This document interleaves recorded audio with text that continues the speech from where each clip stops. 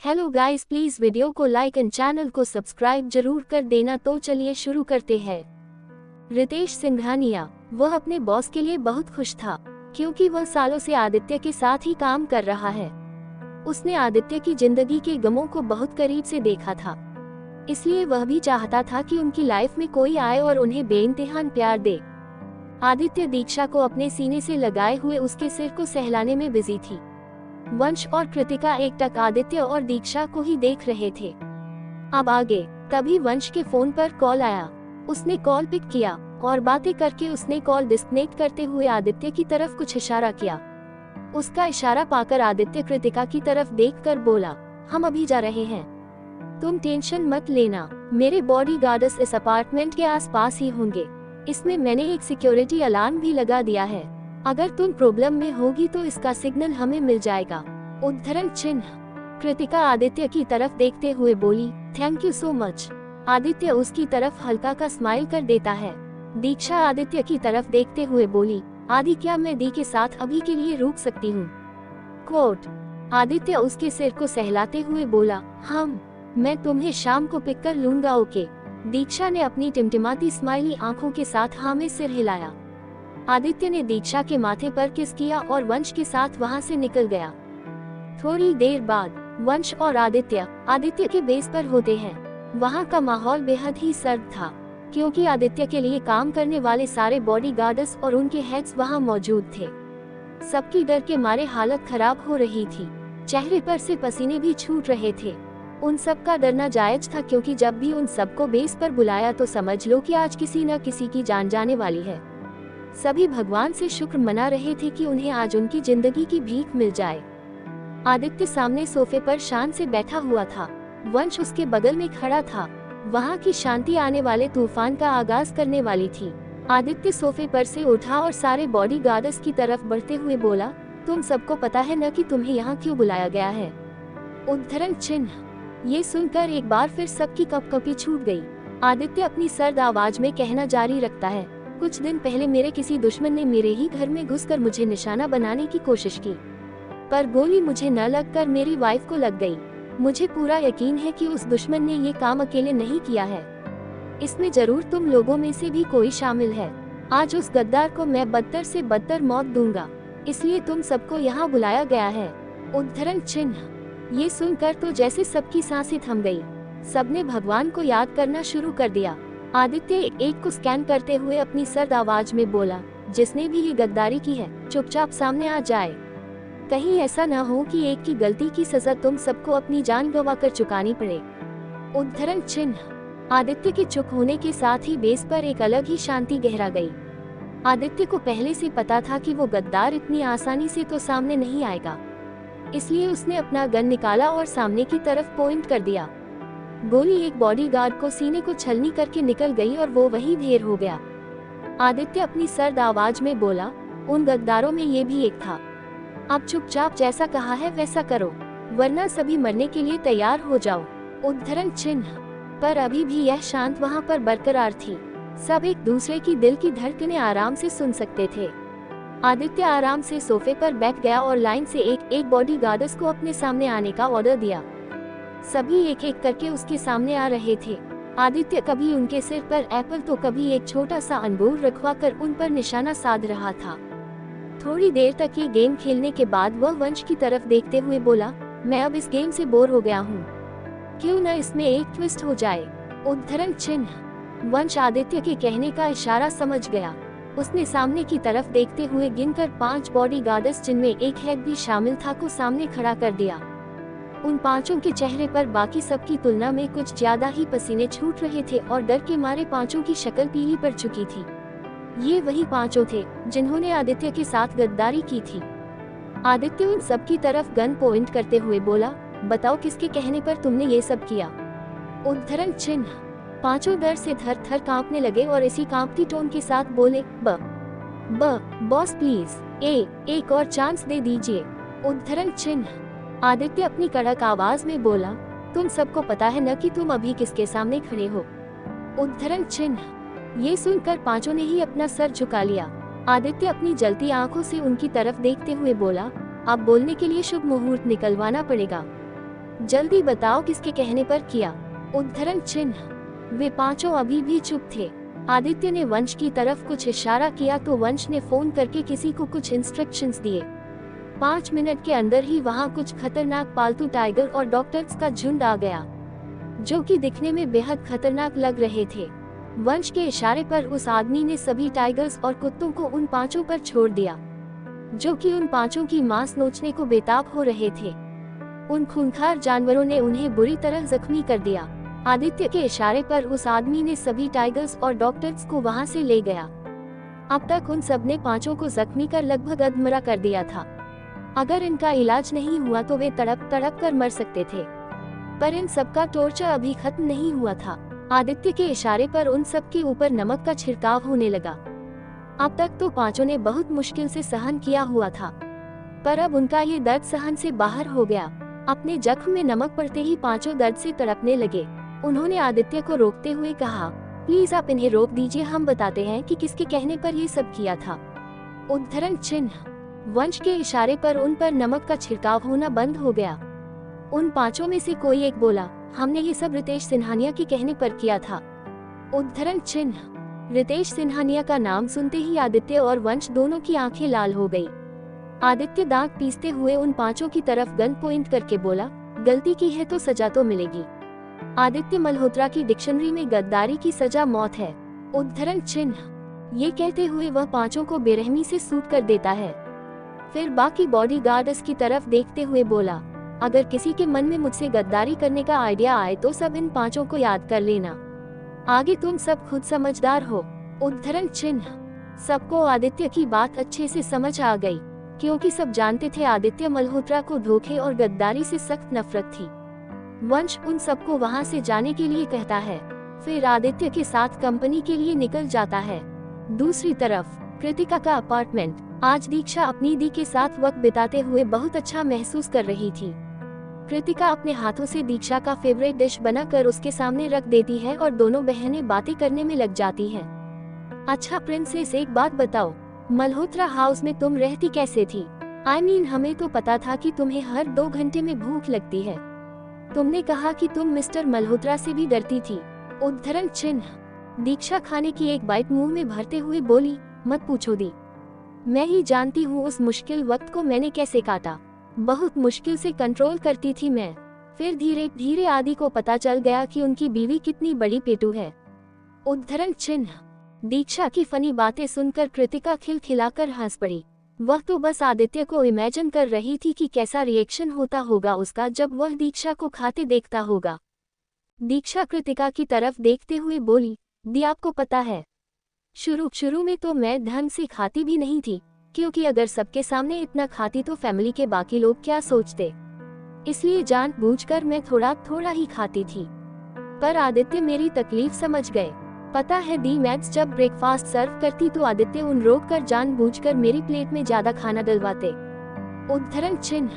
Kritika smile करते हुए दीक्षा की तरफ देखकर बोली, सच में प्रिंसेस, आदित्य तेरी बहुत केयर करते हैं। तू सच में बहुत लकी है कि तुझे उनके जैसा हस्बैंड मिले।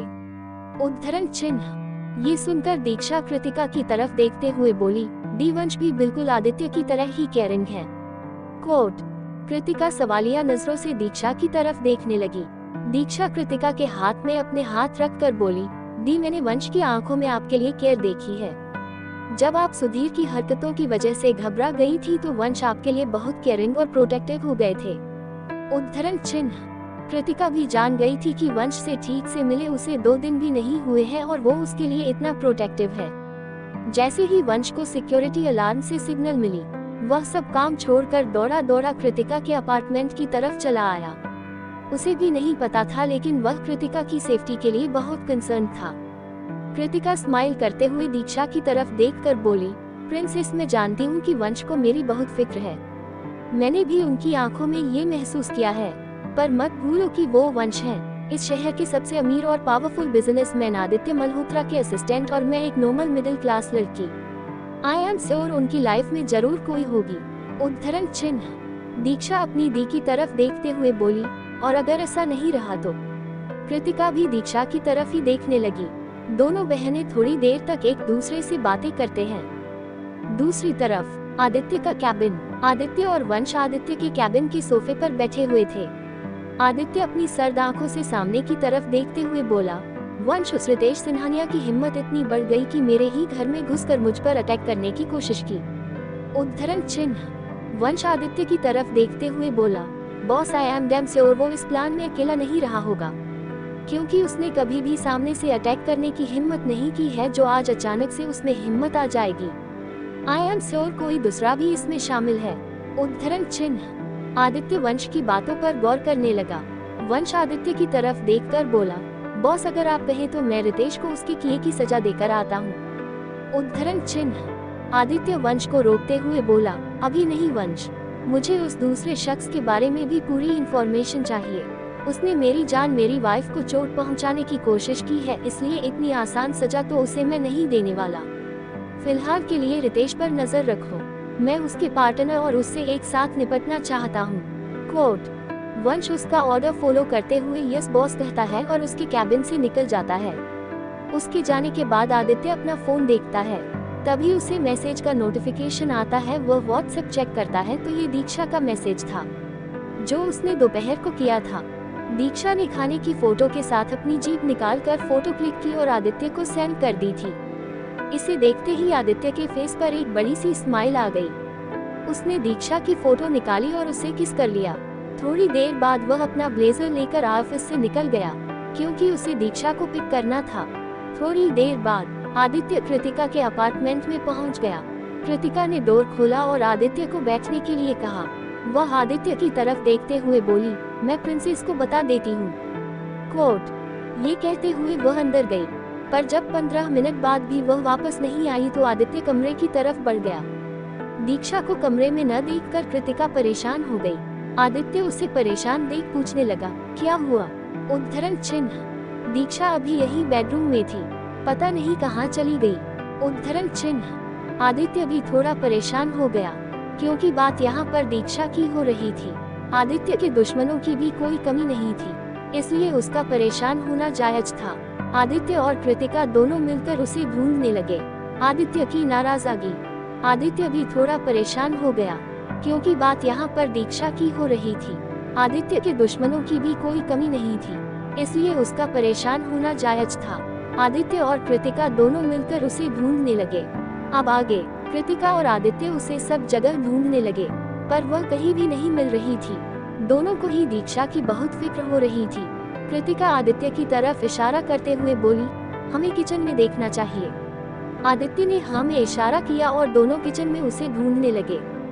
तभी कृतिका को किचन काउंटर के एकदम साइड में कुछ आवाजें आने लगी। कृतिका ने आदित्य को उस तरफ इशारा किया। ये दीक्षा ही थी जो आराम से बैठकर चिप्स खा रही थी। दरअसल दीक्षा को पहले ही पता चल गया था कि आदित्य उसे लेने आ गए हैं। उसने दोनों के साथ थोड़ी मस्ती करने की सोची, इसलिए वह छिप गई थी, पर उसे नहीं पता था कि उसकी मस्ती की वजह से आदित्य और कृतिका की जान निकल गई थी। आदित्य और कृतिका दोनों दीक्षा के सामने जाकर खड़े हो गए। आदित्य अपनी ठंडी आंखों से उसे देख रहा था। ये देखकर दीक्षा का गला सूख गया, क्योंकि अगर आदित्य शांत है तो वह उससे बहुत नाराज है। वही कृतिका उसे गुस्से से घूर रही थी। वह दीक्षा को उठाकर उसके कान पकड़ लेती है और बोलती है, दीक्षा, ये सब क्या है? तुम्हें पता है आदित्य और मैं कितने परेशान हो गए थे ये सोचकर कि तुम अचानक कहाँ चली गई। तुम ठीक तो हो? उद्धरण चिन्ह। कृतिका की बातों में दीक्षा की इस बचकानी हरकत पर गुस्सा और नाराजगी साफ साफ नजर आ रही थी। वहीं आदित्य अभी भी बिल्कुल चुप था। उसकी यह चुप्पी दीक्षा को अंदर ही अंदर तोड़ रही थी। वह समझ गई कि आदित्य उससे बहुत नाराज है। दीक्षा मासूम सा चेहरा बनाकर कृतिका की तरफ देखते हुए बोली, आई एम सॉरी दी, मेरा इरादा आप दोनों को तंग करने का नहीं था। आदित्य ने उसे चलने का इशारा किया और उसकी वेट किए बगैर नीचे जाने लगा। दीक्षा मायूस शक्ल बनाकर कृतिका की तरफ देखते हुए बोली, दी, अब मैं क्या करूं? आदि मुझसे नाराज हो गए हैं। उद्धरण चिन्ह। कृतिका उस पर नाराज होते हुए बोली, तुम्हारी हरकतें ही ऐसी हैं। आदित्य तो नाराज होंगे ही। पता है जब तुम हमें मिल नहीं रही थी तो वो कितने परेशान हो गए थे। प्रिंसेस, तुम्हें ऐसा नहीं करना चाहिए था। तुम जानती हो न वो तुम्हारी सेफ्टी को लेकर कितने कंसर्न है। दीक्षा मायूसी में बोली, मुझसे गलती हो गई दी, पर अब मैं क्या करूं? उद्धरण चिन्ह। कृतिका उसकी तरफ देखते हुए बोली, अब जल्दी जाओ, कहीं ऐसा न हो कि वो तुम्हें छोड़कर गुस्से में अकेले न चले जाएं। उद्धरण चिन्ह। दीक्षा ने जल्दी में हाँ में सिर हिलाया और नीचे की तरफ जाने लगी। नीचे आकर वह कार के पास चली गई। आदित्य ने पहले ही उसके साइड की डोर ओपन कर दी थी और सामने की तरफ देखते हुए उसका वेट कर रहा था। दीक्षा जैसे ही कार में बैठी, आदित्य ने उसकी तरफ देखे बिना ही कार स्टार्ट कर दिया। आदित्य का पूरा ध्यान ड्राइविंग पर था। वह दीक्षा की तरफ बिल्कुल भी नहीं देख रहा था। ये देखकर दीक्षा मायूस हो गई। अब उसे काफी बुरा लग रहा था। उसे समझ नहीं आ रहा था कि वह आदित्य को कैसे मनाए। उसने अपने दोनों कान पकड़ लिए और अपनी मासूम आवाज में धीरे से बोली, आई एम सॉरी। उद्धरण चिन्ह। पर आदित्य ने उसे बिल्कुल इग्नोर कर दिया, उसकी तरफ देखा भी नहीं। ये देखकर दीक्षा की आंखें नम हो गई। वह दोबारा अपनी कोशिश जारी रखते हुए बोली, आदि प्लीज माफ कर दीजिए। कोट। पर आदित्य ने अभी भी न तो कुछ रिएक्ट किया और न ही उसकी तरफ देखा। दीक्षा का तो दिल ही टूट गया। वह विंडो से बाहर की तरफ देखने लगी। उसकी आंखों में आंसू की कुछ बूंदें आ गईं। उसने उसे तुरंत साफ कर लिया। आदित्य ने देखा कि दीक्षा रो रही है। वह भी चाहता था कि दीक्षा को उसकी गलती का एहसास हो, पर उसे इस तरह देखकर उसे भी अच्छा नहीं लग रहा था।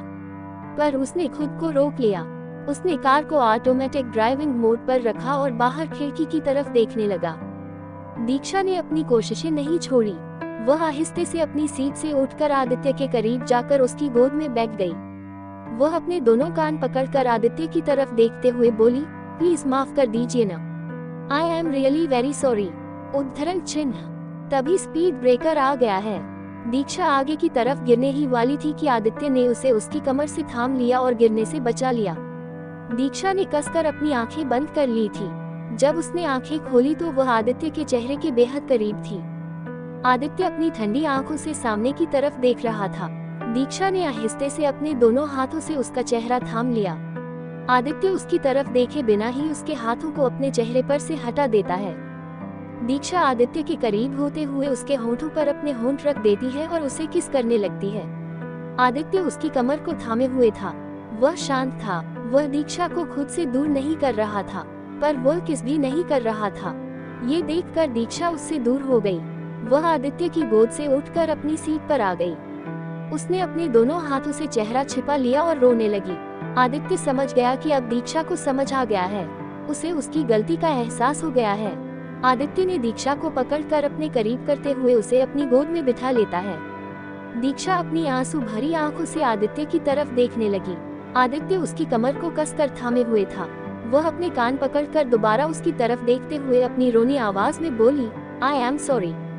उद्धरण चिन्ह। इसके साथ ही उसके आंखों के आंसू बह गए। आदित्य उन्हें आहिस्ते से पोंछ लेता है और उसके माथे को चूमते हुए बोला, तुम्हें पता है ना मुझे तुम्हारी कितनी फिक्र है। उद्धरण चिन्ह। दीक्षा ने आहिस्ते से हम में सिर हिलाते हुए कहा, अब ये गलती दोबारा नहीं होगी। ये कहते हुए वह अपनी मायूस आंखों से आदित्य को देखने लगी। आदित्य ने प्यार से उसके सिर पर हाथ फेरा और उसे नेक से पकड़ते हुए अपने करीब ले आया और उसके होठों पर किस करने लगा। दीक्षा अपनी आंखें बंद करके उसके किस को फील कर रही थी। उसके हाथ आदित्य के नेक पर चले गए। आदित्य ने उसे जी भर कर किस किया। दीक्षा ने भी उसका पूरा साथ दिया। थोड़ी देर बाद जब उसकी सांसें भारी हो गई तो आदित्य ने उसके होठों को रिलीज कर दिया। दीक्षा लंबी लंबी सांसें लेकर अपने आप को नॉर्मल करने की कोशिश करने लगी। आदित्य ने एक नजर दीक्षा को देखा, फिर आहिस्ते से उसके दुपट्टे को हटाकर साइड में रख दिया। वह उसके नेक की तरफ झुक गया और उसे किस करने लगा। किस करते हुए वह दीक्षा के सूट की डोरियां खोल देता है। नेक के हर हिस्से पर अपने होंठ फिराने के बाद वह दीक्षा से अलग होता है। फिर उसकी तरफ देखते हुए उसकी कुर्ती को बाजुओं से सरकाकर उसके कंधे को किस करने लगता है। आदित्य के इस सेडक्टिव टच से दीक्षा सहने लगती है। उसकी पकड़ आदित्य की बॉडी पर कस जाती है। धीरे धीरे आदित्य अपना कंट्रोल खोने लगता है। उसकी किस समय के साथ और डीप होने लगी थी।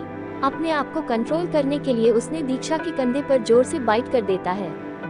इससे दीक्षा को बहुत जोर से दर्द होता है, पर इस बार वह चीखती नहीं है, पर उसकी आंखों में आंसू आ जाते हैं। आदित्य जब दीक्षा के मासूम चेहरे को देखता है तो उसे अपने एक्ट पर गुस्सा आता है।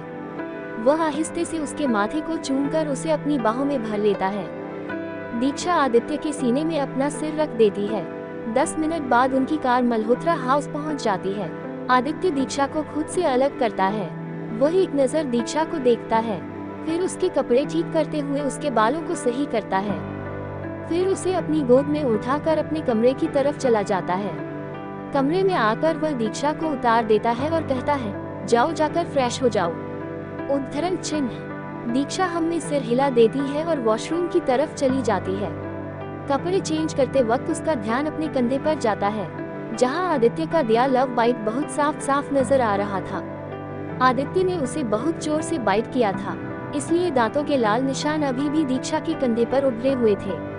उसने कपड़े चेंज किए और वह बाहर आ गई। आदित्य फोन पर किसी से बातें कर रहा था। वह जैसे ही पीछे पलटा, उसकी नजर दीक्षा पर ठहर गई। दीक्षा ने लाल रंग की सैटिन की नाइटी पहनी हुई थी, जिसमें वह काफी हॉट लग रही थी। उसे ऐसे देखकर आदित्य को एक अलग सी फीलिंग आने लगी, पर अभी उसने कंट्रोल किया और दीक्षा को लेकर सोफे के पास आ गया, जहां उसने डिनर पहले ही ऑर्डर कर दिया था। दीक्षा आदित्य की तरफ अपनी चमकती आंखों से देखते हुए बोली, ये सब कोट। आदित्य ने दीक्षा को परेशान करने के लिए बिना किसी भाव के कहा, ये सब मैंने अपने लिए ऑर्डर किया है। ये कहते हुए वह डिनर करने लगा था। दीक्षा को महसूस हुआ कि आदित्य अभी भी उससे नाराज है, इसलिए वह चुपचाप उसे खाते हुए देखने लगी। वह अपनी ललचाए आंखों से आदित्य को देख रही थी। अब दीक्षा को भूख लगने लगी, पर फिर भी उसने कंट्रोल किया। आदित्य ने उसे ज्यादा देरी तक परेशान नहीं किया और अपनी गोद में बिठाकर उसे खाना खिलाने लगा। थोड़ी देर बाद उन्होंने डिनर फिनिश कर लिया। दीक्षा ड्रेसिंग मिरर के पास खड़ी थी और अपने पास खड़े आदित्य को देख रही थी, जो अभी भी अपने चेहरे पर ठंडे एक्सप्रेशन लिए हुए था। वह चाह रहा था कि दीक्षा इसके बारे में उससे पूछे, और ठीक वैसा ही हुआ। दीक्षा ने आदित्य के पास जाकर उसके पूछा, आप अभी भी मुझसे नाराज हैं? उद्धरण चिन्ह। आदित्य उसकी तरफ देखते हुए जानबूझकर सख्त टोन में बोला, तुम्हें क्या लगता है? उद्धरण चिन्ह। जब दीक्षा ने उसे सख्त होते हुए देखा तो उसका चेहरा उतर गया। वह मासूम सी शक्ल लेकर ड्रेसिंग मिरर की तरफ देखने लगी। ये देखकर आदित्य उसके करीब आया और उसे पीछे से ही अपनी बाहों में भर लिया। उसने अपने हाथ दीक्षा की पीठ पर लपेट लिया। वह उसके कान के पास अपने होंठ ले जाकर बोला, वाइफी तुम बहुत भोली हो। ये कहते हुए वह उसके ईयरलोब पर किस कर लेता है, फिर आहिस्ते से बोला, अब गलती की है तो पनिशमेंट मिलेगी। उद्धरण चिन्ह। दीक्षा तो आदित्य के कहने का मतलब नहीं समझ पाई। तभी दीक्षा को फील हुआ कि आदित्य के हाथ उसके नाइट ड्रेस के अंदर चल रहे हैं। ये फील करके वह समझ गई कि वह किस पनिशमेंट की बात कर रहा है। आदित्य दीक्षा की कमर को सहलाते हुए आहिस्ते से उसके नेक को बाइट कर लेता है। इससे दीक्षा को ज्यादा पेन नहीं होता। आदित्य के हाथ दीक्षा की खुली कमर को छू रहे थे। वह उसके इस सेडक्टिव टच से पिघल रही थी। दीक्षा एकदम से पलट गई और आदित्य के सीने में अपना चेहरा छिपा। आदित्य ने उसे अपनी बाहों में थाम लिया। आहिस्ते से वह दीक्षा के सिर पर अपना हाथ फेरने लगा, जिससे दीक्षा काफी रिलैक्स हो गई। फिर आहिस्ते से उसे बेड पर लिटाकर खुद उसके ऊपर आ गया। दीक्षा ने अपने आप को नॉर्मल करते हुए आदित्य की आंखों में देखा तो वह शर्म से गुलाबी हो गई। उसने तुरंत अपनी नजरें झुका ली। आदित्य ये देखकर स्माइल करता है और उसके होठों की तरफ झुकने लगता है, इससे पहले कि वह दीक्षा के होठों को किस कर पाता। दीक्षा अपनी नजरें झुकाए ही बोली, आदि मुझे कल कॉलेज भी जाना है। कोट। आदित्य उसके होठों के करीब आकर उसे चुप करवाते हुए बोला, शश। फिर उसके कान के पास जाकर सिडक्टिव टोन में बोला, मैं तुम्हें ज्यादा परेशान नहीं करूंगा। वाइफी तुम अगर ऐसी सेक्सी ड्रेसेस में मेरे सामने आ जाओगी तो मैं कैसे कंट्रोल कर पाऊंगा। उद्धरण चिन्ह। ये सुनते ही दीक्षा का चेहरा पूरी तरह लाल हो गया। उसने कसकर अपनी आंखें बंद कर ली। आदित्य दीक्षा के चेहरे को निहारने लगा। वह अपना हाथ बढ़ाकर दीक्षा के चेहरे के एक एक फीचर को महसूस करने लगा। अपने एक अंगूठे से वह दीक्षा के गुलाबी होठों को सहलाने लगा। उसने झुककर उसे आहिस्ते से चूम लिया। फिर उसकी छोटी सी नाक को बारीक बारी से वह उसके दोनों बंद आंखों को, फिर उसके माथे को चूमते हुए दोनों गालों को भी आहिस्ते से अपने होठों से छू लेता है। आदित्य ने एक नजर दीक्षा को ऊपर से नीचे तक देखा। इस नाइट ड्रेस में उसकी सेक्सी बॉडी बहुत अच्छे से नजर आ रही थी, जिसे देखकर आदित्य का रहा सहा कंट्रोल भी खत्म हो गया। उसके हाथ दीक्षा के सीने पर चल रहे थे, जिससे दीक्षा की पकड़ आदित्य की बॉडी पर कसती चली जा रही थी। आदित्य ने झुककर उसके होठों को अपने होठों के बीच दबा लिया और उसे किस करने लगा। थोड़ी देर बाद वह दीक्षा की नाइट ड्रेस को उतार देता है और उसकी पूरी बॉडी पर किस करने लगता है। वंश और कृतिका उसके हाथ दीक्षा के सीने पर चल रहे थे, जिससे दीक्षा की पकड़ आदित्य की बॉडी पर कसती चली जा रही थी। आदित्य ने झुककर उसके होठों को अपने होठों के बीच दबा लिया और उसे किस करने लगा। थोड़ी देर बाद वह दीक्षा की नाइट ड्रेस को उतार देता है और उसकी पूरी बॉडी पर किस करने लगता है। अब आगे। अगली सुबह आदित्य की नींद पहले खुली। आंखें खोलती ही उसकी नजर सबसे पहले खुद से लिपटकर सो रही दीक्षा पर जाती है।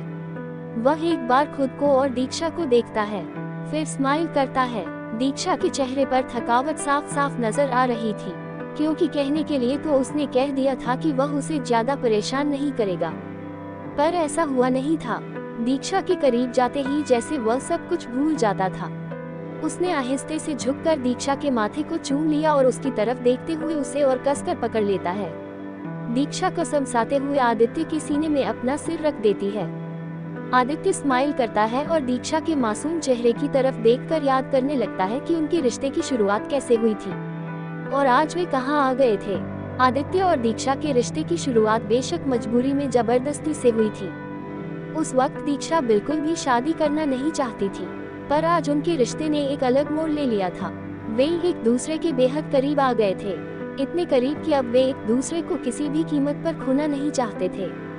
आदित्य दीक्षा की तरफ देखते हुए यही सोचने में लगा हुआ था। तभी उसे दीक्षा की कही बात याद आई, मुझे कल कॉलेज जाना है।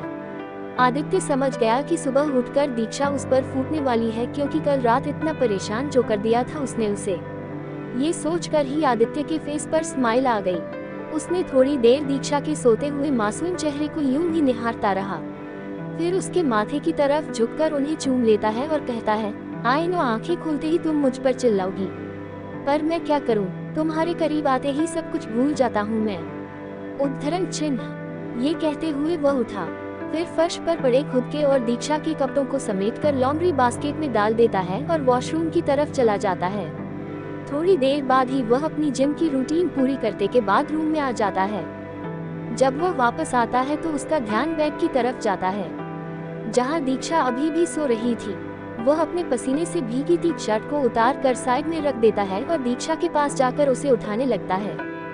दीक्षा उठो, कॉलेज नहीं जाना क्या, और कितनी देर तक सोने का इरादा है?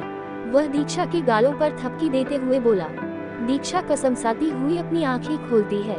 जैसे ही वह अपनी आंखें खोलती है, सामने आदित्य को देखती है। उसे कल रात की बातें याद आने लगती हैं। वह ब्लश करने के बजाय आदित्य को खा जाने वाली नजरों से घूरती है। वह आदित्य की तरफ घूरते हुए बोली, आप तो ऐसे कह रहे हो जैसे कल रात मुझे चैन से सोने दिया आपने कहा था कि ज्यादा परेशान नहीं करूंगा, पर आप अपनी बात पर कायम नहीं रहे। बहुत परेशान किया आपने, आप बहुत बुरे हैं। उद्धरण चिन्ह। ये कहते हुए वह आदित्य से गुस्से से अपना मुंह फेर लेती है। आदित्य उसे अपने करीब खींचकर अपनी गोद में बिठा लेता है। दीक्षा किसी छोटे बच्चे की तरह खुद को व्हाइट ब्लैंकेट में छिपाकर आदित्य के सीने में अपना सिर रख लेती है। आदित्य उसके माथे को चूमते हुए बोला, बेबी मैं क्या करूं? तुम हो ही इतनी खूबसूरत कि तुम्हारे करीब आते ही मैं तुम में खो सा जाता हूँ। कोट। पर दीक्षा आदित्य की तरफ देख भी नहीं रही थी।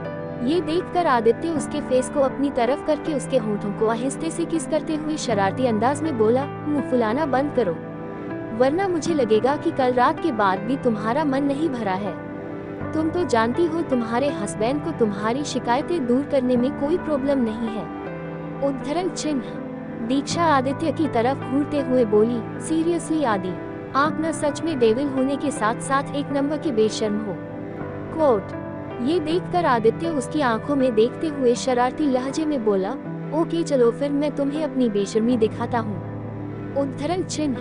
दीक्षा अपनी बड़ी बड़ी आंखों से उसकी तरफ देखते हुए बोली, खबरदार जो अभी मेरे करीब आने की कोशिश की तो मैं आपके हाथ तोड़ दूंगी। उद्धरण चिन्ह। दीक्षा की ये धमकी सुनकर आदित्य स्माइल करने लगा और उसकी हाथ की उंगलियों से खेलते हुए बोला, अच्छा तुम्हें लगता है कि तुम मुझे मार सकती हो? खुद को देखा है कभी? उद्धरण चिन्ह। आदित्य बात तो सही कह रहा था। दीक्षा आदित्य के सामने कुछ भी नहीं थी। वह बात को न बढ़ाते हुए आदित्य के सीने में सर रखकर उसकी तरफ देखते हुए बोली, बहुत थकान हो रही है मुझे और इसके जिम्मेदार सिर्फ और सिर्फ हैं। आदित्य ने आहिस्ते से दीक्षा को अपनी बाहों में उठाया और वॉशरूम की तरफ जाने लगा। दीक्षा उसकी गर्दन पर अपना हाथ लपेटते हुए बोली, ये क्या कर रहे हैं आप? उद्धरण चिन्ह। आदित्य वॉशरूम का दरवाजा खोलते हुए बोला, तुम्हारी थकान मिटाने जा रहा हूँ। कोट। उसने दीक्षा को शोवर के नीचे खड़ा किया और हॉट शोवर ऑन कर दिया। पानी पड़ते ही दीक्षा किसी छोटे बच्चे की तरह कांप उठी। आदित्य दीक्षा को भीगते हुए देख रहा था। आदित्य को अपनी तरफ देखते देख दीक्षा को बहुत शर्म आ रही थी, इसलिए उसने खुद को कवर करने के लिए अपने हाथों को लपेट लिया। वह ब्लश करते हुए बोली, आप ऐसे क्या देख रहे हैं? मुझे बहुत शर्म आ रही है। आदित्य पहले तो स्माइल करता है, फिर दीक्षा को अपने करीब खींच लेता है और उसके कानों के पास अपने होंठ ले जाकर बोला, जान, अगर तुम ऐसे ही शर्माओगी तो कैसे काम चलेगा? उद्धरण चिन्ह। दीक्षा आदित्य का जवाब नहीं देती और उसके सीने में ही खुद को छिपाए हुए थी। थोड़ी देर बाद आदित्य एक बाथरोब पहनता है और दीक्षा को एक टॉवेल में लपेटकर बाहर ले आता है। दीक्षा किसी छोटे बच्चे की तरह अपनी टिमटिमाती आंखों से आदित्य को देख रही होती है। वह क्लोजेट रूम में जाकर रेडी होकर आ जाता है, साथ ही दीक्षा के कपड़े भी लेकर आता है। वह दीक्षा को कपड़े पहनाने लगता है। दीक्षा अपनी टिमटिमाती आंखों से आदित्य को ही देखे जा रही थी। आदित्य दीक्षा को कपड़े पहनाते हुए ही बोला, वाइफी ऐसे क्या देख रही हो? अब तक दीक्षा को वह रेडी कर चुका था। उसने दीक्षा को एक व्हाइट कलर का वन शोल्डर टॉप और नीचे ब्लू कलर की जीन्स पहनाई थी, जिसमें वह काफी खूबसूरत लग रही थी। आदित्य आहिस्ते आहिस्ते उसके बाल सुखाने लगा, फिर उनमें सीरम लगाकर उसे सुलझा देता है। दीक्षा के बाल लंबे थे, इसलिए उसे झुलझाने में आदित्य को प्रॉब्लम हो रही थी। ये देखकर दीक्षा बोली, लाइए मुझे दीजिए, मैं कर लेती हूँ। आपको बहुत प्रॉब्लम हो रही है इन्हें कोम करने में। उद्धरण चिन्ह। आदित्य पेशेंटली दीक्षा के बालों को बनाते हुए बोला, चुपचाप बैठी रहो। तुम भूल रही हो तुम आदित्य मल्होत्रा के सामने बैठी हो और उसके लिए दुनिया का कोई भी काम मुश्किल नहीं। कोट। दीक्षा आदित्य की बातें सुन मन ही मन स्माइल करती है। उसे आदित्य का ये केयरिंग एटीट्यूड बहुत अच्छा लगता था। दीक्षा को लगता ही नहीं था कि वह उसकी वाइफ है, क्योंकि वह उसे बिल्कुल किसी छोटी बच्ची की तरह ही ट्रीट करता था। दीक्षा खुद को ब्लेस्ड मानती थी कि उसे आदित्य जैसा प्यार करने वाला और केयरिंग हस्बैंड मिला। बाल सुझाने के बाद दीक्षा ड्रेसिंग मिरर की तरफ जाने लगी तो आदित्य ने उसका हाथ पकड़कर रोक लिया। वह उसकी तरफ देखते हुए बोला, वाइफी अभी अभी मैंने क्या कहा? तुम इतनी जल्दी भूल जाती हो। चुपचाप बैठो, मैं कर रहा हूँ न। कोट। दीक्षा स्माइल करते हुए वहीं बैठ गई। आदित्य अपने हाथों में 4-5 लिपस्टिक उठाकर बोला, विच वन? कोट। दीक्षा एक लाइट पिंक शेड की ग्लॉस लिपस्टिक की तरफ पॉइंट करते हुए बोली, दिस वन। आदित्य उसे लेकर दीक्षा के पास आया और उसके चेहरे को अपने एक हाथ से पकड़कर उसके होठों पर वह लिपस्टिक लगाने लगा। लिपस्टिक लगाने के बाद दीक्षा आदित्य की तरफ देखते हुए बोली, मुझे नहीं लगा था कि दी बिजनेस किंग आदित्य मल्होत्रा को लिपस्टिक लगाना भी आता होगा। कोट। आदित्य उसकी तरफ देखते हुए नोटी टोन में बोला, वाइफी मुझे तो और भी बहुत कुछ आता है, कहो तो। उद्धरण चिन्ह। दीक्षा उसकी बात का मतलब समझते हुए बीच में ही बोली, ब्रेकफास्ट। अभी मुझे भूख लगी है, आप ब्रेकफास्ट ऑर्डर कीजिए न। कोट। आदित्य इंटरकॉम से कमरे में ही ब्रेकफास्ट ऑर्डर करता है। दीक्षा आईने में खुद को देखते हुए बोली, ओ माय गॉड, इतनी परफेक्शन के साथ इन्होंने लिपस्टिक लगाई है। इतना परफेक्शन लाने में तो मुझे भी बहुत टाइम लग गया था। उद्धरण चिन्ह। दीक्षा एक बार खुद को आईने में निहारने लगती है, क्योंकि वह आज जरूरत से ज्यादा खूबसूरत लग रही थी, क्योंकि आज आदित्य ने खुद उसे रेडी किया था। ब्रेकफास्ट का ऑर्डर देकर आदित्य का ध्यान दीक्षा की तरफ जाता है, जो खुद को मिरर में देखकर स्माइल कर रही थी। वह दीक्षा के करीब गया और उसे बैक हग करते हुए उसकी कमर पर अपने हाथ लपेट लेता है। वह पीछे से ही दीक्षा के गालों पर किस करते हुए बोला, वाइफी आज तो मुझे इस आईने से भी जलन हो रही है। उद्धरण चिन्ह। आदित्य के ऐसा कहने पर दीक्षा का चेहरा गुलाबी हो जाता है और वह अपनी नजरें झुका लेती है। आदित्य जब उसके गुलाबी चेहरे को देखता है तो उसे दीक्षा पर बहुत प्यार आता है। वह उसकी नेक की तरफ देखता है, जहां उसे दिए बाइट मार्क साफ साफ नजर आ रहा था। ये देखकर वह स्माइल करता है और उस बाइट मार्क पर किस कर देता है। दूसरी तरफ वंश का अपार्टमेंट। वंश अपने वॉशरूम में शोवर के नीचे खड़ा था। आंखें बंद करते ही उसके जहन में कृतिका का चेहरा नजर आया। उसे कृतिका का खुद के करीब होने का एहसास होने लगा। जब कृतिका ने वंश को हक कर लिया था तब उसकी दिल की धड़कनें बढ़ गई थी। कृतिका का एहसास होते ही वंश अपनी आंखें खोल लेता है और खुद से बोला, ये क्या हो रहा है मुझे? मैं कृतिका को भूल क्यों नहीं पा रहा हूँ? उसके एहसास को क्यों नहीं भूल पा रहा हूँ मैं? क्या मुझे उससे? नहीं, मैं वंश सिंघानिया हूँ और मुझे किसी से प्यार नहीं हो सकता, किसी से नहीं। उद्धरण चिन्ह। ये कहते हुए वह वॉशरूम से बाहर आया और ऑफिस के लिए रेडी होने लगा। दूसरी तरफ कृतिका भी वंश के ख्यालों में ही खोई हुई थी। उसके दिल में वंश के लिए कुछ तो था, पर उसे भी समझ नहीं आ रहा था कि ये क्या है। वह खुद से ही बोली, मैं उनके बारे में इतना क्यों सोच रही हूँ? क्या मुझे उनसे प्यार हो गया है? पर ऐसा कैसे हो सकता है? कोई इतनी जल्दी किसी से प्यार कैसे कर सकता है? कृतिका के मन में भी ऐसी बहुत सारे बातें चल रही थी। वह खुद के ही थॉट में उलझी हुई थी। उसे समझ नहीं आ रहा था कि वह वंश से प्यार करती है या नहीं, पर वह इतना जरूर समझ चुकी थी कि उसके दिल में वंश के लिए कुछ है। वह खुद को समझाते हुए बोली, ये बात सच है कि मेरे दिल में वंश के लिए कुछ है, पर वो प्यार ही है, इस पर मैं श्योर नहीं हूँ। पर इस बात से क्या फर्क पड़ता है कि मेरे दिल में उनके लिए कुछ है या नहीं? मैं तो ये भी नहीं जानती कि उनकी लाइफ में कोई और तो नहीं। चलो एक बार के लिए मान भी लिया जाए कि उनकी लाइफ में कोई नहीं है, फिर भी वो मुझे ही क्यों सिलेक्ट करेंगे? उद्धरण चिन्ह। कृतिका के मन में वंश को लेकर बहुत सारी उलझने थी। कहीं न कहीं वंश का भी यही हाल था। न चाहते हुए भी वह कृतिका को ही सोचता रहता था। अब ये देखना होगा कि इनकी मुलाकात कैसे होती है। एरियन की सजा और कृतिका की किडनैपिंग। अब आगे दीक्षा कॉलेज के लिए निकल गई। जब वह कॉलेज पहुंची तो सबकी निगाहें उस पर रुक गई। सबको अपनी तरफ आंखें फाड़े देखते देख दीक्षा खुद से बोली, क्या ये लोग पागल हो गए हैं या मैं दिन ब दिन और खूबसूरत होती जा रही हूँ? कोट। ये सोचते हुए वह आगे जा ही रही थी कि तभी उसके रास्ते में शनाया, दया और तान्या आ गईं। दीक्षा को देखकर एक बार फिर उनका दिल जलने लगा, क्योंकि उसके आ जाने से कॉलेज के सारे लड़कों की निगाहें उन पर न अटक कर दीक्षा पर अटकी हुई होती थी। उन तीनों के मन में कुछ सूझा और तीनों एक दूसरे को देखकर डेविल स्माइल करने लगे। वे दीक्षा के बगल से जाने का नाटक करने लगे। जानबूझकर तान्या ने अपना पैर ऐसे रखा जिससे दीक्षा उससे टकरा गई और फर्श पर गिरने ही वाली थी कि तभी उसने गिरने के डर से झट से आंखें बंद कर ली। जब उसे लगा कि वह बच गई है तो उसने अपनी आंखें खोल दी।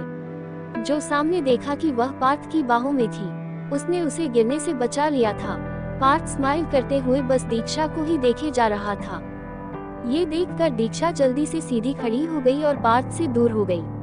तान्या, शनाया और दया अब अपने ही प्लान पर पछता रही थी, क्योंकि उन्होंने अनजाने में ही सही कॉलेज के सबसे हैंडसम लड़के को दीक्षा के करीब ले आई थी, जो उन्हें बिल्कुल भी पसंद नहीं था। वे पैर पटकते हुए वहां से चली जाती हैं।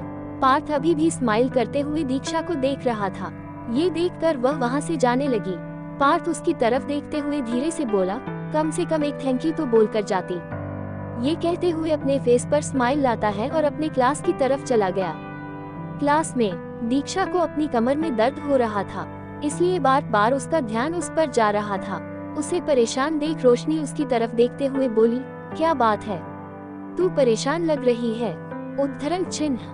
दीक्षा फ्लो में बोल देती है, हाँ उस डेविल की वजह से कमर में दर्द हो रहा है और कुछ नहीं। ये सुनकर रोशनी के कान खड़े हो गए। वही दीक्षा ने ध्यान दिया कि उसने अभी अभी क्या बोल दिया।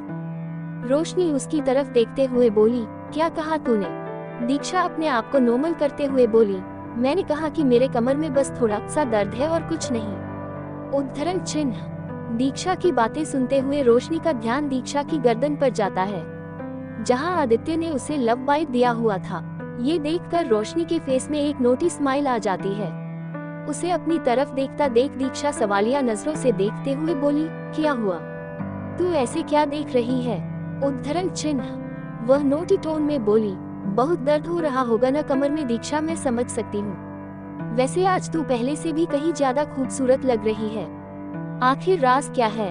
उद्धरण चिन्ह। दीक्षा, क्योंकि आज मुझे तुम्हारे जीजू ने रेडी किया है, and all credit goes to him. उद्धरण चिन्ह। रोशनी शरारती अंदाज में, आई न्यू इट, मुझे तो ये भी पता है कि कल रात जीजू ने बड़े प्यार से तेरे नेक पर ये लव बाइट बनाए होंगे। उद्धरण चिन्ह। तभी दीक्षा मोबाइल कैमरा से अपनी नेक को देखती है। उसने तो इस तरफ ध्यान ही नहीं दिया था। दीक्षा को याद आया कि रेडी होने के बाद आदित्य ने उसे नेक पर किस किया था, और हो न हो उसने इसी मार्क पर ही किस किया होगा। ये सोचकर दीक्षा को आदित्य पर गुस्सा आने लगा। दीक्षा रोशनी की तरफ घूरते हुए बोली, तुझे बड़ा शौक है दूसरों की लव लाइफ के बारे में जानने का? उद्धरण चिन्ह। रोशनी स्माइल करते हुए बोली, मुझे दूसरों की नहीं, अपनी बेस्ट फ्रेंड की लव लाइफ के बारे में जानने का शौक है। वैसे मैं बहुत खुश हूँ कि तुम और जीजू इस रिश्ते में आगे बढ़ चुके हो। उद्धरण चिन्ह। रोशनी की बातें सुनकर दीक्षा आदित्य के ख्यालों में खोने लगी, जिससे उसके फेस गुलाबी से होने लगे। रोशनी उसे टीज करते हुए बोली, ओहो, देखो तो अभी भी तेरा ध्यान बस उन पर ही अटका हुआ है। उद्धरण चिन्ह। दीक्षा अपने ख्यालों से बाहर आकर रोशनी की तरफ घूरते हुए बोली, हो गया तेरा, अब थोड़ी पढ़ाई में भी ध्यान दे देते हैं, वरना तेरे जीजू को लगेगा कि उनकी बीवी को खाने के अलावा कुछ नहीं आता। उद्धरण चिन्ह। दीक्षा की बातें सुनकर रोशनी खुद को हंसने से रोक नहीं पाए और दीक्षा उसे खा जाने वाली नजरों से घूरने लगी। शाम का वक्त, आदित्य का रूम। दीक्षा कमरे में ही इधर उधर भटक रही थी। जब वह बोर हो गई तो वह आदित्य के सामने जाकर खड़ी हो गई, जो सोफे पर बैठकर लगातार लैपटॉप पर काम कर रहा था। दीक्षा अपनी कमर पर हाथ रखकर बस उसे ही घूरने में लगी थी। आदित्य अपनी उंगलियों को कीबोर्ड पर चलाते हुए दीक्षा की तरफ देखे बिना ही बोला, क्या हुआ, ऐसे क्या घूर रही हो? उद्धरण चिन्ह। दीक्षा को हैरानी हुई। वह खुद से बोली, अरे इन्हें कैसे पता चला कि मैं यही खड़ी उन्हें घूर रही हूँ? कहीं इनके पास 4 आंखें तो नहीं? 2 दिखाई देते हों और 2 इनविजिबल हों? हाँ, हो सकता है, डेविल के साथ कुछ भी हो सकता है। दीक्षा ये सब अपने मन में बोल रही थी। आदित्य लैपटॉप स्क्रीन पर ध्यान गड़ाए हुए ही बोला, मेरे पास भी 2 ही आंखें हैं, पर तुम्हारी बटन जैसी आंखों से काफी तेज ये मेरी आंखें। उद्धरण चिन्ह। दीक्षा फिर से चौंकने वाली थी कि तभी उसे रियलाइज हुआ आदित्य ने उसकी आंखों को बटन कहा है। वह उसकी तरफ घूरते हुए बोली, आपकी हिम्मत कैसे हुई मेरे आंखों को बटन कहने की? आपसे तो बहुत अच्छी है मेरी आंखें, समझे आप? उद्धरण चिन्ह। दीक्षा की बातें सुनकर आदित्य के फेस पर स्माइल आ गई। वह दीक्षा की तरफ एक नजर उठाकर देखता है। सामने दीक्षा किसी जिद्दी परेशान बच्चे की तरह उसे ही घूरने में लगी थी। ये देखकर वह खुद को हंसने से रोक नहीं पाया। खुद की तरफ यूं आदित्य को हंसता देख दीक्षा इरिटेट हो जाती है। वह इरिटेट होकर बोली, आदि, मैं कब से आपके सामने खड़ी हूँ, पर आपको तो अपनी बीवी की बिल्कुल भी कदर नहीं है। बस दिन रात काम काम और काम। ये नहीं कि बीवी थकी हारी कॉलेज से आई है तो उसके साथ थोड़ा बैठकर बातें कर ले, पर नहीं, आपको तो इस लैपटॉप में ही लगे रहना है ना। उद्धरण चिन्ह। दीक्षा की शिकायतें सुनकर आदित्य के फेस पर एक स्वीट सी स्माइल आ जाती है, पर अभी भी थोड़ा सा काम रह गया था। आदित्य बस उसे पूरा करने ही वाला था। दीक्षा उसकी तरफ देखकर चिढ़ते हुए बोली, ठीक है, आप इस लैपटॉप से चिपके रहिए, मैं जा रही हूँ। उद्धरण चिन्ह। ये कहते हुए दीक्षा वहाँ से जाने ही वाली थी कि आदित्य ने उसे खींचकर अपनी गोद में बिठा लिया। अब तक वह अपने काम फिनिश कर चुका था। दीक्षा आदित्य की गोद में बैठे हुए उसकी तरफ घूरते हुए बोली, मिल गया आपको टाइम। कोट। आदित्य उसके फूले हुए गालों को सहलाते हुए प्यार से बोला, तो बताओ क्या हुआ? उद्धरण चिन्ह। दीक्षा उसकी तरफ देखते हुए बोली, मुझे आपसे कुछ जरूरी बातें करनी थी। उद्धरण चिन्ह। आदित्य उसके पेट को सहलाते हुए बोला, आई गैस इस छोटे से पेट को भूख लगी होगी है ना। उद्धरण चिन्ह। दीक्षा आदित्य की बातें सुन इरिटेट होते हुए उसे घूरने लगी। वह आदित्य को घूरते हुए बोली, आपको ऐसा क्यों लगता है कि मुझे हर वक्त खाने का ही सूझता है? उद्धरण चिन्ह। आदित्य उसे चिढ़ाते हुए बोला, तो और क्या बात हो सकती है, लेट मी गैस। उद्धरण चिन्ह। वह आदित्य की तरफ देखकर उसे धमकाते हुए बोली, अगर आपने मुझे और सताने की कोशिश की तो कहीं ऐसा ना हो कि मैं आपको ही खा जाऊं। उद्धरण चिन्ह। ये सुनकर आदित्य उसे अपने और करीब करते हुए उसके होठों को अपने अंगूठे से सहलाते हुए बोला, वाइफी मैं भी तो यही चाहता हूँ कि तुम मुझे खा जाओ। उद्धरण चिन्ह। दीक्षा उसके हाथों को अपने होठों से हटाते हुए इरिटेट होकर बोली, आदि, आप मेरी बात सुन ही नहीं रहे। ठीक है, अगर आपको मुझसे बात नहीं करनी तो मैं जा रही हूँ। ये कहते हुए वह उसकी गोद से उठने लगी तो आदित्य ने उसकी कमर पर अपनी मजबूत पकड़ बना ली। आदित्य को पता चल गया कि उसने अपनी लिटिल वाइफ को कुछ ज्यादा ही परेशान कर दिया है। वह उसके गालों को सहलाते हुए बोला, बताओ क्या बात करनी थी तुम्हें। दीक्षा आदित्य की तरफ देखते हुए बोली, मुझे वंश के बारे में इंफॉर्मेशन चाहिए थी। कोट। आदित्य उसकी तरफ सवालिया नजरों से देखते हुए बोला, कैसी इंफॉर्मेशन। उद्धरण चिन्ह। दीक्षा अपनी टिमटिमाती आंखों से आदित्य की तरफ देखते हुए बोली, आदि क्या वंश सिंगल है। कोट। आदित्य अपनी आईब्रो रेज करते हुए बोला, क्या मैं जान सकता हूँ तुम्हारे इस छोटे से दिमाग में क्या चल रहा है। दीक्षा आदित्य की तरफ देखते हुए अपने आप पर प्राउड करते हुए बोली, जैसा आप सोच रहे हैं वैसा कुछ भी नहीं चल रहा है। मैं अपनी कृतिका दी के लिए रिश्ता ढूंढ रही हूँ, समझे आप। बस इसलिए मुझे कुछ एलिजिबल बैचलर्स की लिस्ट चाहिए। उद्धरण चिन्ह। दीक्षा की बातें सुनकर आदित्य स्माइल करने से खुद को रोक नहीं पाया। वह दीक्षा के गालों को सहलाते हुए बोला, ओह तो मेरी लिटिल वाइफी को अपनी दी की शादी करानी है। उद्धरण चिन्ह। दीक्षा अपनी कमर पर हाथ रखकर आदित्य की तरफ देखते हुए बोली, तो दी की शादी की जिम्मेदारी मेरी है ना, तो मैं उसे निभाना चाहती हूँ। कोट। आदित्य स्माइल करते हुए दीक्षा के गालों पर किस कर लेता है और उसके सिर को सहलाते हुए बोला, तुम्हें नहीं लगता कि ये जिम्मेदारी उठाने के लिए तुम्हारे कंधे अभी बहुत छोटे हैं। उद्धरण चिन्ह। दीक्षा अपनी टिमटिमाती आंखों से आदित्य की तरफ देखने लगी। वह मन ही मन बोली, हाँ आदि बात तो बिल्कुल ठीक कह रहे हैं। ये डिसीजन लेने के लिए मैं अभी बहुत छोटी हूँ, पर मुझे दी की फिक्र भी तो है। कोट। आदित्य दीक्षा को सोचते हुए देख रहा था। वह समझ रहा था कि इस वक्त उसके दिमाग में क्या चल रहा है। वह आदित्य की तरफ देखते हुए यकायक पूछ बैठी, आदि आपको कृतिका दी के लिए वंश कैसे लगते हैं। उद्धरण चिन्ह। आदित्य उसके गालों को सहलाते हुए बोला, दीक्षा शादी दो लोगों के बीच का मामला है। अगर वंश और कृतिका एक दूसरे को पसंद करते हैं तो मुझे इस रिश्ते से कोई प्रॉब्लम नहीं है। उद्धरण चिन्ह। आदित्य का जवाब सुनकर दीक्षा का चेहरा खिल उठा। वह आदित्य की तरफ देखते हुए बोली, हाँ आप बिल्कुल सही कह रहे हैं। शादी का फैसला तो कृतिका दी ही करेगी। मैं बस इतना चाहती हूँ कि उन्हें भी मेरी तरह केयरिंग और लविंग लाइफ पार्टनर मिले जो वो डिजर्व करती है। ये सुनकर आदित्य के फेस पर स्माइल आ जाती है। वह दीक्षा को अपने सीने से लगाकर उसके सिर पर किस कर लेता है। अगले दिन आर्यन अब काफी हद तक रिकवर कर चुका था। आदित्य को बस इसी बात का इंतजार था। तारिका जी आर्यन से मिलने जा रही थी, पर हॉस्पिटल पहुंचकर जब वे आर्यन के वार्ड में गई तो उन्हें आर्यन वहां नहीं दिखा। ये देखकर वह काफी परेशान हो गई। उन्हें कुछ सोचकर एक अजीब सा डर सताने लगा। उन्होंने हॉस्पिटल में बहुत पूछताछ भी की पर आर्यन का कुछ भी पता नहीं चला। तारिका जी का डर अब रियलिटी में बदलने लगा। उन्हें ये समझने में देर नहीं लगी कि आर्यन आदित्य के कब्जे में ही होगा। तभी हॉस्पिटल का कोई भी स्टाफ उसे आर्यन के बारे में बताने से खुद को रोक रहा है। तारिका जी की आंखों के आगे अंधेरा छाने लगा। उन्हें समझ ही नहीं आ रहा था कि वो क्या करें, किससे हेल्प लें, क्योंकि आदित्य को चैलेंज करने वाला आज तक दुनिया में पैदा नहीं हुआ था।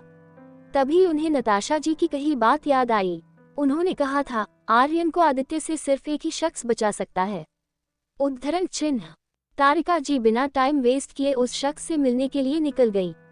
दूसरी तरफ आदित्य के बेस पर आदित्य बड़े शान से सोफे पर बैठा हुआ था। उसके बगल में वंश खड़ा था। सामने की तरफ देखते हुए आदित्य के फेस पर ठंडे एक्सप्रेशन थे। सामने आर्यन को एक चेयर पर बैठाया गया था। उसके चारों तरफ बॉडीगार्ड्स खड़े थे। आर्यन समझ गया कि आज उसे उसके भाई के कहर से कोई नहीं बचा सकता। अब उसे रियलाइज हो रहा था कि अपने लस्ट के कंट्रोल में आकर उसने क्या कर दिया था, पर अब बहुत देर हो चुकी थी। तभी उस बेस पर कोई एंटर हुआ। ये और कोई नहीं दीक्षा थी, जो अपनी हैरानी भरी निगाहों से बेस को देख रही थी। दीक्षा इससे पहले यहाँ कभी नहीं आई थी। जब सामने उसने आर्यन को बैठे देखा तो एक बार फिर उसके जहन में उस दिन का सीन घूमने लगा। उसके हाथ पांव कांपने लगे। आर्यन ने जब ये देखा तो अपना सिर झुका लिया। आदित्य ने दीक्षा की तरफ देखते हुए अपने पास बैठने को कहा। दीक्षा चुपचाप उसके बगल में बैठ गई। आदित्य सोफे पर ही दीक्षा की तरफ अपनी एक बाहें फैलाकर उसके चेहरे की तरफ देखते हुए कहा, वाइफी मैंने तुमसे कहा था न कि तुम्हें तुम्हारे गुनहगार को उसके किए की बदतर सजा दूंगा।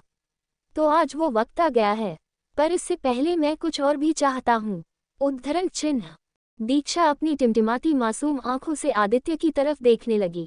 आदित्य ने उसे आर्यन की तरफ जाने का इशारा किया। दीक्षा को तो समझ ही नहीं आ रहा था कि आदित्य उसे ये क्यों करवा रहा है। वह आदित्य की बात मानते हुए अपने छोटे छोटे कदमों से आर्यन की तरफ जाने लगी। बॉडीगार्ड्स ने आर्यन को पकड़कर उसके सामने खड़ा कर दिया। दीक्षा उसके सामने जाकर खड़ी हो गई। आदित्य सोफे पर बैठे हुए ही अपनी रौबदार आवाज में बोला, स्लैप हिम। उद्धरण चिन्ह। आदित्य की बात मानते हुए दीक्षा ने आर्यन के गालों पर एक थप्पड़ जड़ दिए, पर यह ज्यादा जोर से नहीं था। साथ ही दीक्षा के हाथ भी कांप रहे थे। आर्यन अपने गाल पर हाथ रखकर अपनी लाल आंखों से दीक्षा की तरफ देखने लगा। ये देखकर दीक्षा सहम गई। आदित्य लंबे कदम भरते हुए दीक्षा के करीब आकर उसके बिल्कुल पीछे खड़ा हो गया। वह आर्यन की तरफ अपनी जलती आंखों से देखते हुए बोला, आंखें नीचे, कहीं ऐसा न हो कि मैं तुम्हारी आंखें ही निकाल लूं।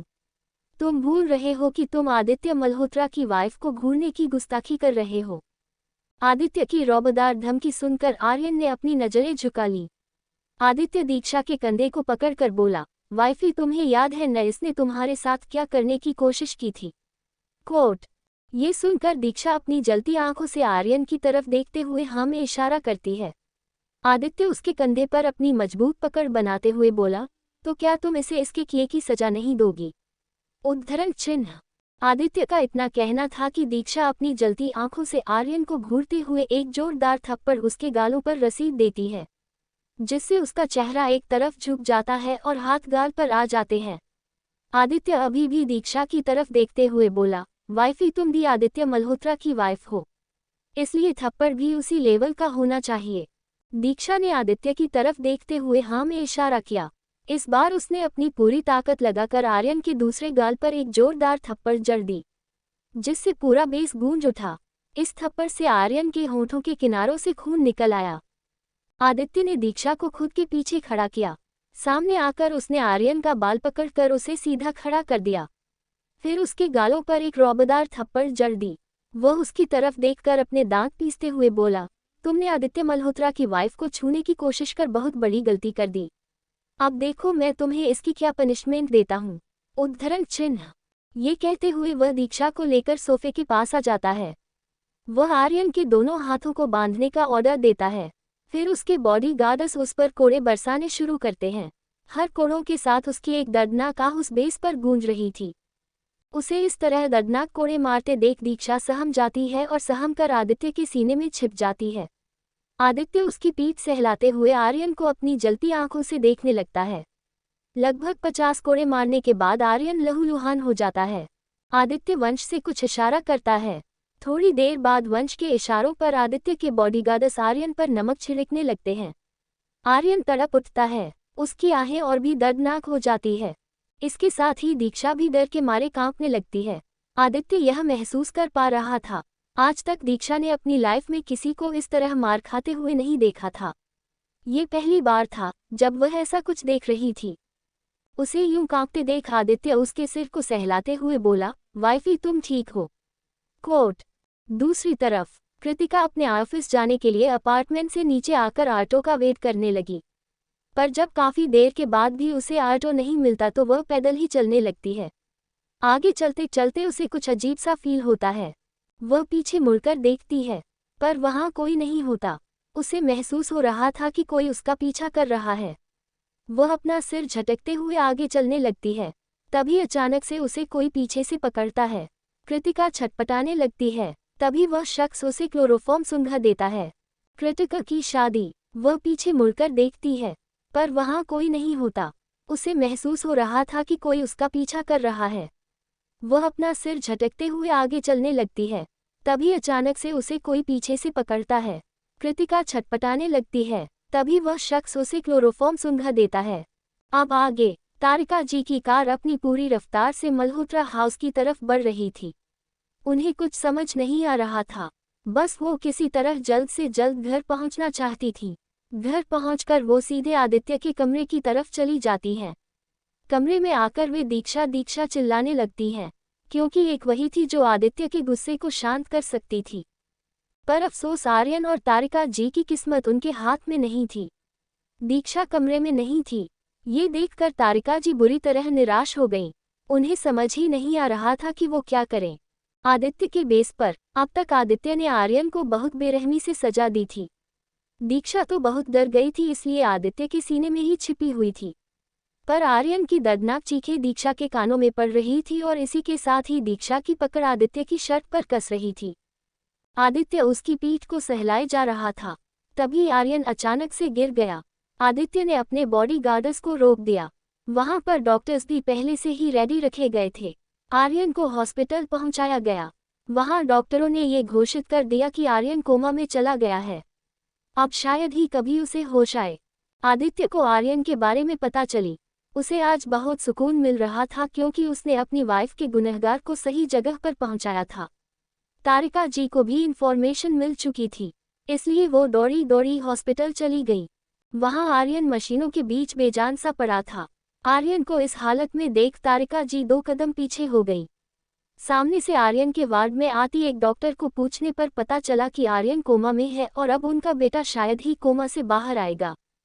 इतना सुनते ही तारिका जी का सिर चकराने लगा। वह अपने आप को संभालते हुए सोफे पर बैठ गईं। उनकी आंखों में आंसू भरे हुए थे। वो रोते हुए खुद से बोली, मेरे बच्चे, ये क्या हो गया तुम्हें? प्लीज, तुम तो अपनी मॉम के अच्छे बच्चे हो ना, प्लीज एक बार उठ जाओ। उद्धरण चिन्ह। ये बोलते हुए तारिका जी जोर जोर से रोने लगी। थोड़ी देर तक रोने के बाद उन्होंने खुद को संभाला और अपनी जलती हुई आंखों से सामने की तरफ देखने लगी। वह अपनी आंखों में बदले की एक आग लेकर बोली, आदित्य और दीक्षा, तुम दोनों ने मेरे बच्चे के साथ ही ठीक नहीं किया। अब देखो एक माँ के दिल को चोट पहुंचाने का क्या अंजाम होता है। मैं तुम दोनों से अपने बेटे का बदला जरूर लूंगी। उद्धरण चिन्ह। आदित्य के रूम में दीक्षा इधर उधर टहल रही थी। उसे देखकर ही पता चल रहा था कि वह अंदर ही अंदर कितनी बेचैन हो रही है। बेचैनी में वह अपने हथेलियों को एक दूसरे के बीच फंसाकर उसे दबा रही थी। तभी कमरे में आदित्य आया। अपनी वाइफ को इतनी बेचैन देखकर वह उसके पास गया। उसे देखते ही दीक्षा एकदम से आदित्य के सीने में लिपट गई। आदित्य ने आहिस्ते से उसे अपनी बाहों में भर लिया और उसकी पीठ को सहलाने लगा। दीक्षा की दिल की धड़कनें इस वक्त रफ्तार ले रही थी, जिसे आदित्य महसूस कर पा रहा था। वह दीक्षा के सिर पर प्यार से हाथ फेरते हुए बोला, वाइफी, क्या हुआ? तुम घबराए हुई क्यों हो? कोई बात है क्या? उद्धरण चिन्ह। दीक्षा घबराए हुए टोन में बोली, पता नहीं क्यों पर मेरा दिल बहुत घबरा रहा है। ऐसा लग रहा है जैसे कुछ बुरा होने वाला है। ये कहते हुए उसकी पकड़ आदित्य पर कस जाती है। आदित्य उसके सिर पर किस करते हुए बोला, कुछ नहीं होगा, सब ठीक है, मैं हूं न तुम्हारे साथ। जब तक मैं तुम्हारे साथ हूं तब तक तुम्हें कुछ नहीं हो सकता। दीक्षा कुछ नहीं बोलती और आदित्य को कसकर पकड़े हुए थी।